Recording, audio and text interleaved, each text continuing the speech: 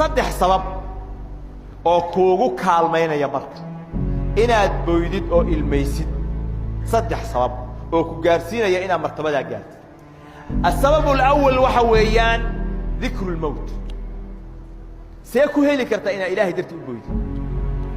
دام إلهي درتي أولوبو يا فضل قاسو لي هي مثل كوبات وكوغو كالمين يا وحويان ذكر الموت إنا تهيقف حسوسا لمشو وقلبي قاقا أي تالله نولشان وكتغيسا ساعة ضير بالغيب أنا كتبتي قلبي قاقا إنا قيريدو مرول بكوتا اللالنتها ولذلك بقى النبي نوحي صلى الله عليه وسلم أكثروا ذكر هادم اللذات وحاب بديسان معانيالك مثل قوينة يبضية يعني الموت ودمشط معانكو تشرع وغفكو مركو دمشط أي قلبي سكوة انتهي وحا أوعنا يا أمم معانا وحا دارو لسا يا أمم معانا وحا أوكسي فكر يا همي دار أمم معانا هل كانوا وحو كأركيا مردو إنو دمانهاي geeridii baa u muuqata in macaankan go'ahayo inuu daarahan ka guurahayo inuu saaxiibadan ka tagahayo inay waxaan maalkan uu ka dhaxbaxayo in kaligiis la qaadayo in xufro iyo qabri la gelinahayo in ciida lagu shubahayo haduu yahay boqor iyo haduu yahay sheekh caalima iyo haduu yahay maal qabaan iyo haduu yahay faqiir kulligood waxa qaada 2 mitir baa qaada oo ku filan si kasto daaro kasto uu lahaa wax kasto uu ku raaxaysanayay aaw asbuucii dhaweyto maalmihii la soo dhaafay waxa dhintay boqorkii Cumaan konton sano wax ku dhow meelahaas taqriiban ayuu boqor loogu yeeray wuxuu caan ku ahaa magaciisa intaan la sheegin ka hor waxa laga hormarin jiray jalaalatul malik al mu'azzam sultan qaabus baa loo jiray تمجعيس اللي قلنا واقين وحال لقاه المريجري جلالة الملك المعظم أي اللونج هذي معان الدنيا لا ده هي نوع كستو أي لا ده هي أيو أرك بابور خاصة طيارات خاصة قرية خاصة مال فربضا بيرة خاصة نوع كسته ماموس بقر نمو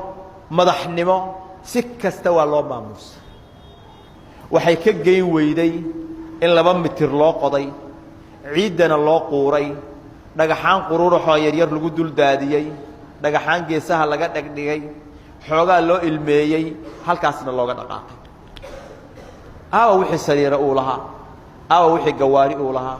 aawa wixii diyaarad khaas ah uu ku dhoofi jiray asagu uu lahaa aawa akoonadii buuxay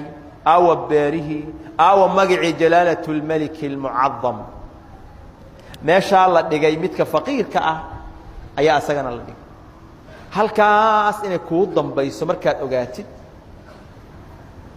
oo wax allaaliya wax kasto oo aad cunaysid wax kasto aad sameynaysid halka ay tahay saacada ay kugu iimaanaysana laga qariyo aan lagu sheegin maalinkii markii ilmu dadku dareeraan dukaankii baad u socotaa jaamacadii baa macallinka taho u socotaa hooyadii shaqadii baa u socotaa madaaristii baa loo socdaa shaqadii baa loo kala haya 100 qorshe degsan laakiin qorshe ka gaaban oo degsan baa jira oo ilaahay kugu maamulayo qarax baa dhacay intaas oo qof oo labisnaa oo saliidaysnaa oo barafuun soo marsaday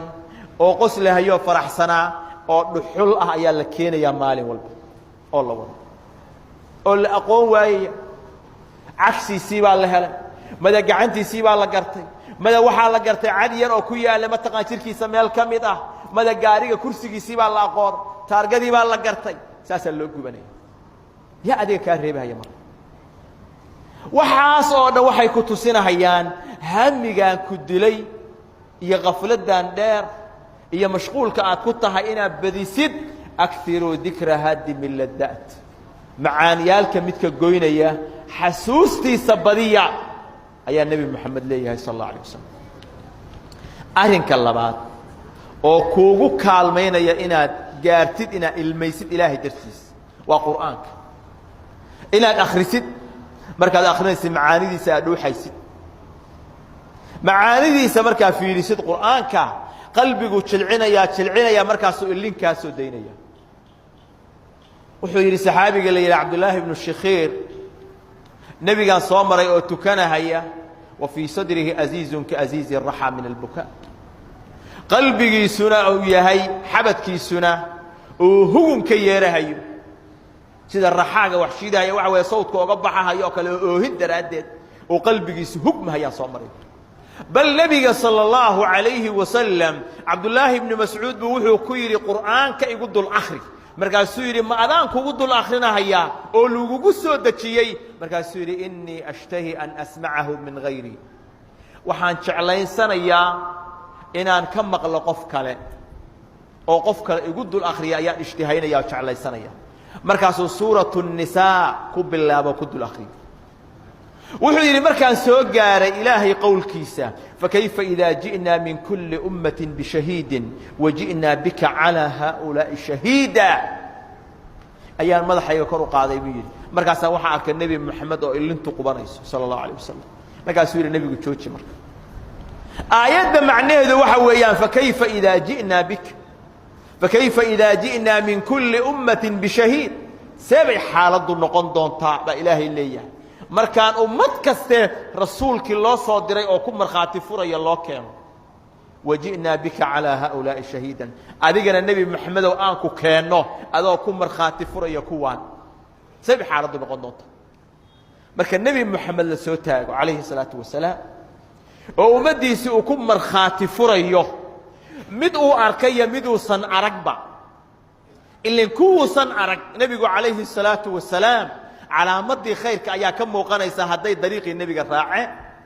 kulligood waa ku markhaati furayaan ilaahay marka wuxuu leeyahay see bay xaaladdu noqon doontaa maalinkaas marka nebi kasta iyo ummaddiisa nebigu ku markhaati furo adiga nebi moxamedana aan ku keenno adoo kuwaan ku markhaati furaysid markaasaa nebigu ilmeeyey sal alla alay slam arrinka saddexaad oo kuugu kaalmaynaya waxa weeyaan inaad gaartid albukaa min khashyati illaah inaad booqatid qubuuraha oo aad tagtid xilliyada qaarkood aad u qasadid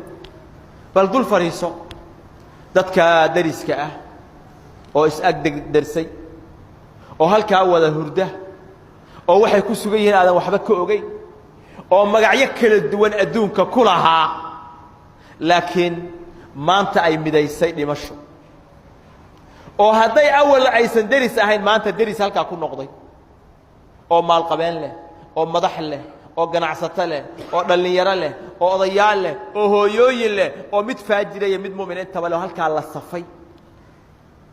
oo mid ku xadgudbi kara aan la arag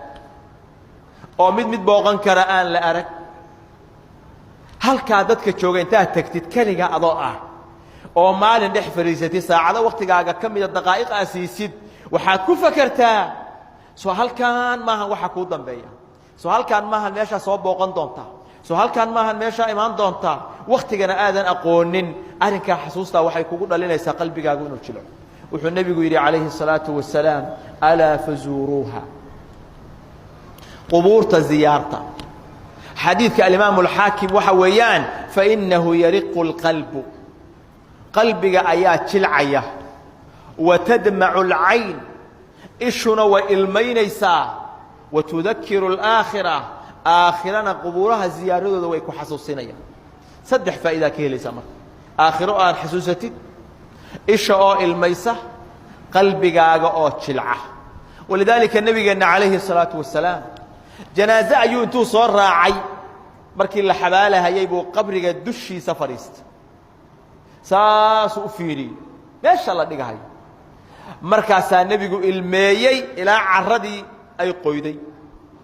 buu ilmeeyey markaas kabacdii buu hadloo yidhi yaa ikhwaanii limili haada faaciddu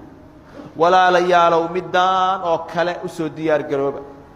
walaalayaalow midaan oo kale usoo diyaar garooba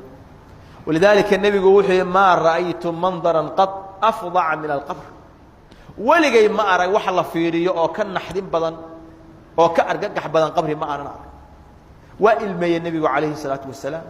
walaalayaalow kaasoo kale usoo diyaar garooba hadduu yahay midka ilmaynahayaa nebiyullaahi moxamed salى اllahu عalيه wasalam sayid اlأwaliina wاlآakhiriin kii horeed ummaddii hore iyo kuwa dambeba sayidkoodii ah dembigiisii loo dhaafay kii hore iyo kii dambe hadduu ilmaynayo maxaa nahay annagu oo mudnibiin muqassiriin ah miyaynan awlaa wa awlaa aysan ahayn inaan ilmayno oo gaarno albukaa min khashyati illaah qalbigu waa qalalaa cuquubo ka weynna ma jira qalbi qalalay wamaa duriba cabdun bicuquubatin acdam min qaswati اlqalb qof laguma dhifto qalbigiisa cuquubo ka weyn wax ka weyn inuu qalbigiisu qalalo